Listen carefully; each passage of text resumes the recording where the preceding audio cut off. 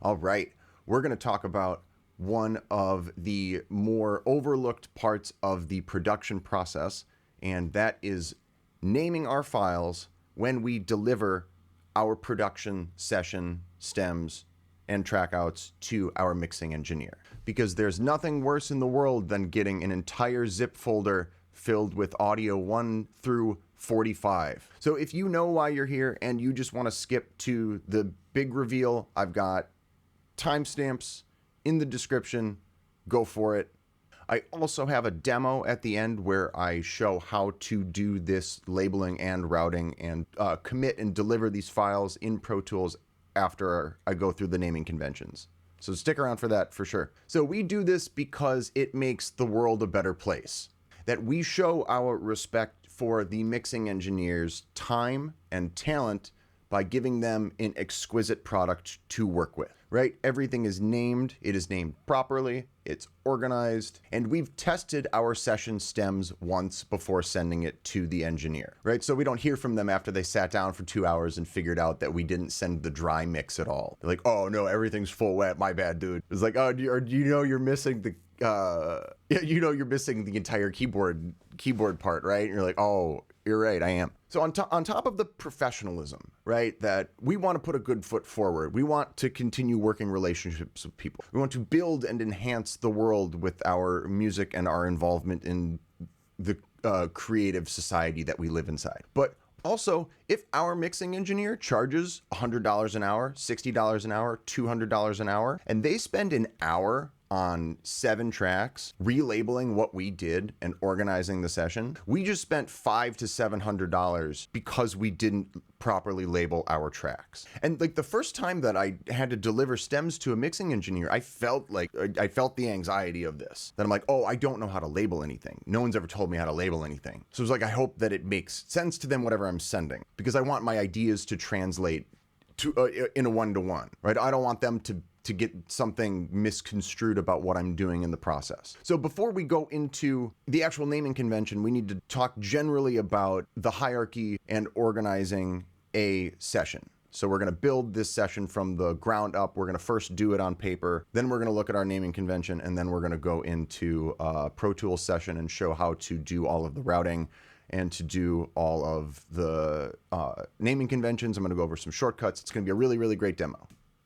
And I think we can start with something super basic, that if we have a session that is straight from the recording studio, you might see a very basic set of practical labels on all of the tracks. That everything is short, concise, abbreviated, and there's no subgrouping going on because there's no need to subgroup anything inside of the studio, especially if we're delivering digitally to the producer or the artist as an end product. But as a producer, or if you're a member of the band who's savvy in engineering and you want to get things prepared, like for the mixing process, if you're going to produce your own record and you're going to make things tonally sound the way that you want them to, and you're going to make the cuts and you're going to fly things in. So once we get the session, we may want to eventually deliver a combination of tracks and stems to our mixing engineer. So we might put things into subgroups for easier commit or organization. So shout out to Dave Pensato's super clear method of organizing subgroups, where we put our vocal and our double in an all vocal routing folder or an all vocal subgroup.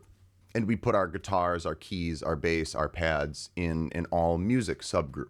And then as we produce our session, we are going to add reverb, and we're going to add delay, and we're going to add chorus, and we're going to add all these effects, and probably going to organize these effects inside of each of these routing folders or each of these subgroups. So we'll have a lead vocal verb, we'll have a background delay, we'll have a flanger on the drum kit, we'll have parallel compression on all of the music, and all of those would be organized and nested inside of the respective folders that the effects are for. So we might want to route all of our effects to an all effects subgroup, and this would let us add a little bit of sweetening on the effects bus, and it also lets us mute all of the effects in the session so we can just listen to the dry mix with no reverb, no delay, no chorus, etc. And then if you're a fan of using reference tracks, we might want to also include a pre-master channel or a pre-master auxiliary in our session as well. So in this way, if we add our mix bus processing on the pre-master channel, it leaves us able to A/B between the reference and our mix without any conflicting limiting or excitement or saturation or multibanding or whatever you've got on your stereo out. And then that leaves our master channel available for things like spectrum analyzers and loudness meters. So at this point, you're probably already doing this, but if there are two microphones on a single source, we can also sum those into a single group within our groups. So we might want to put our overhead left and right onto a single bus so we can still adjust each channel individually, but as a group, we can process the entire sound of the overhead. And we also might want to do this for like our kick front back or our snare top bottom, or if there's two mics on a guitar cab, or if we're blending like a ribbon and a condenser on a saxophone or a trumpet or something. We can group the multiple mics on a single source together and then route that into the larger routing folder. So all things considered, this is a very simple and effective basic session layout that we're not adding any global processing, and we're not getting returns from any outboard gear or anything like that. And I'd like to show you the naming convention that I used from the last set of mixing notes that I sent to the engineer that we're currently working with. Awesome. So let's zoom in to this labeling section. And that is it. That's what I'm doing right now. So I have 3 different labels that I use. I have a label for my individual track outs. I have a label for my stems. And I have a label for my mix buses and the highest order hierarchy subgroups. And both the individual tracks and the stems have a 2-letter prefix in all caps, followed by what is on the track itself. So for instance, if I have 2 overhead mics on the drums, I would label them capital DS .OH _ L or R. And then if I have those 2 overheads in a group, I would label that subgroup as DS.all OH. And then if I have those overheads nested inside of a drum subgroup, this brings up the 3rd type of subgrouping that I use. We're in all caps. I would call that group all drums. So I have 2 overhead tracks labeled capital D, capital S.OH _ L and R, going to a capital DS lowercase all OH, going to an all caps all drums. And then let's say we have a reverb track. Let's say we have a plate on the drums. I call that FX.DS plate. And within these 2 examples, we can see all of the utility of it. That with this 2-letter prefix, it's short and it, more importantly, alphabetizes all of our delivery stems inside of the folder that we send our mixing engineer. So all of the drums are organized right next to each other, and on session import, they all show up in Pro Tools in the same place. That this is so close to the way that most people label their tracks. It's such a small change that to me, it feels silly not to do something like this, where all I'm doing is like, I'm adding a DS in front of the stem name. And then regarding effects, that on the chance that our mixing engineer is also routing everything to an all effects bus, we categorize everything first as an effect, and then I include the lowercase version of the 2-letter prefix that like the effect is on. So not only does this organize alphabetically all of the effects together, but it also organizes what the effect is on within the effect alphabetization. So it's double organized.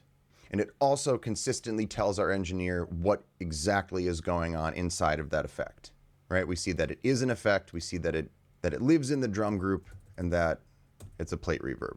So this should make very clear sense. And for those of you who this does make very clear sense to, go ahead, just use it. Heck yeah. Make the world a better place for everybody involved, right? And for those of you who might want a little more of an explanation on how to actually implement this in terms of routing, we're going to go through exactly what we just did on paper, but I'm going to show you how to do it in Pro Tools. All right, so I have a really basic session loaded up, and this might be something that we get from the recording studio that our band went to. And one of the first things that we might do is we might put stuff into folders or put them into subgroups. So in Pro Tools, we can and we can move it to a routing folder. We can route our tracks to that folder, and we can call this all Vox. And our vocal double have been automatically routed too. And then we do the same thing with an all background track, with an all music track, and with an all drum track. And this used to be done with aux channels rather than routing folders. I'm a big fan of the routing folders. I like to collapse things. Keeps the session really organized. And then maybe we want to create a pre-master channel as well. And then we might also want to route everything to a pre-master channel. So we can right-click, rename, select our subgroups, Option, Shift, click, select pre-master. Right, the Option shortcut affects all of our tracks in our session. And adding Shift to it, it turns that into all of our selected tracks. It's a great shortcut. I use it all the time. And I forgot to add an all effects subgroup with its own input and label. And we're going to collapse some of these because we're going to add effects, doing stuff that everyone knows how to do.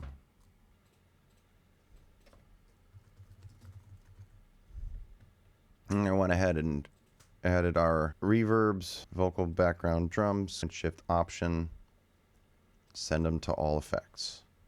I forgot to send our all effects to the pre-master too, so we're also going to do that. Yeah, it's all these little things. Pro Tools makes it meticulous. And then within our drum subgroup, we want an all overhead aux channel. New input, all overhead, route it to our drum output, Shift Option, route our overheads to the overhead subgroup. And like, that's it, right? That's basic session design. So we're done with our session. Oh boy, this is so exciting. I can't believe we're finished. It sounds so good. So now we have to label everything, right? Before we commit. So double click our vocals, capital VX dot lead, command right arrow, VX dot DBL, right, command right arrow, FX dot VX.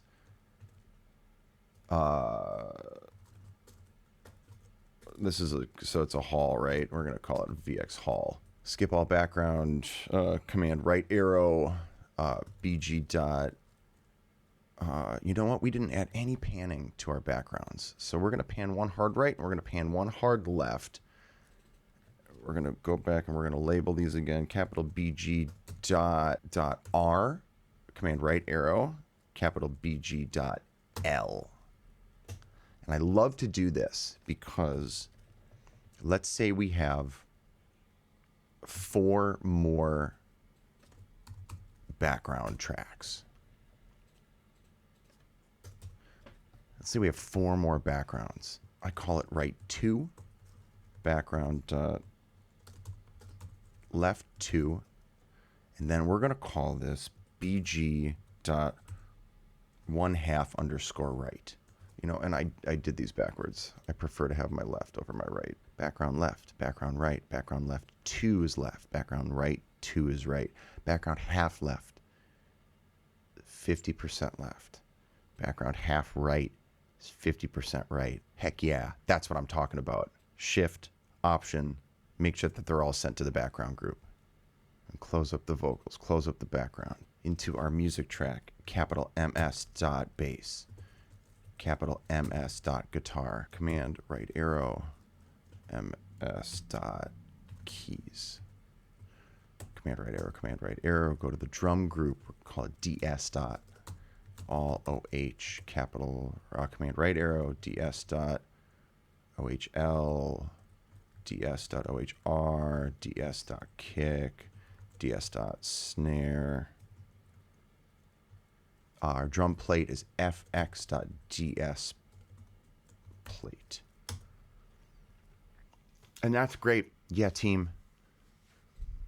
So now when we commit our files, if we want, let me zoom in so it's like there's 30 seconds. All right, if we've got 20 seconds, we shift, click, right click, commit, selected tracks, consolidate, copy.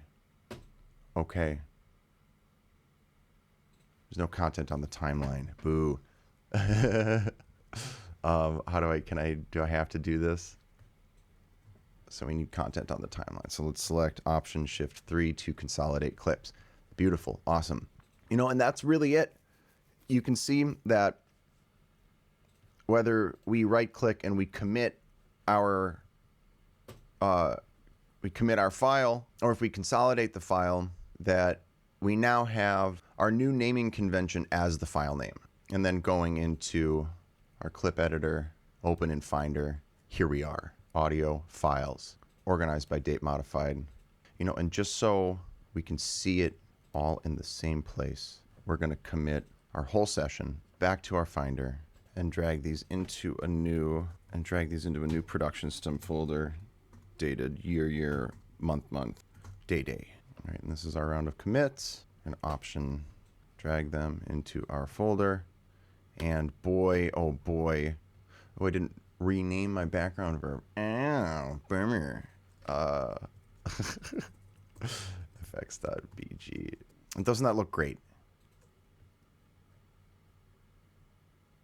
Doesn't that look great? Doesn't that look better than the way that we were doing it before? Like, if that shows up in your WeTransfer, at first you're going to be like, what? And then you're going to be like, oh, I want this person around me. Oh, is this the most convenient way I've ever seen tracks labeled? Oh my gosh, it tells me this is World 1-1 Mario labeling. I don't know. Good stuff. So that's it. I hope you found this exceptionally helpful. I'm glad to share something that I find exciting, useful, and may you find much work and beautiful music in the future. Take care.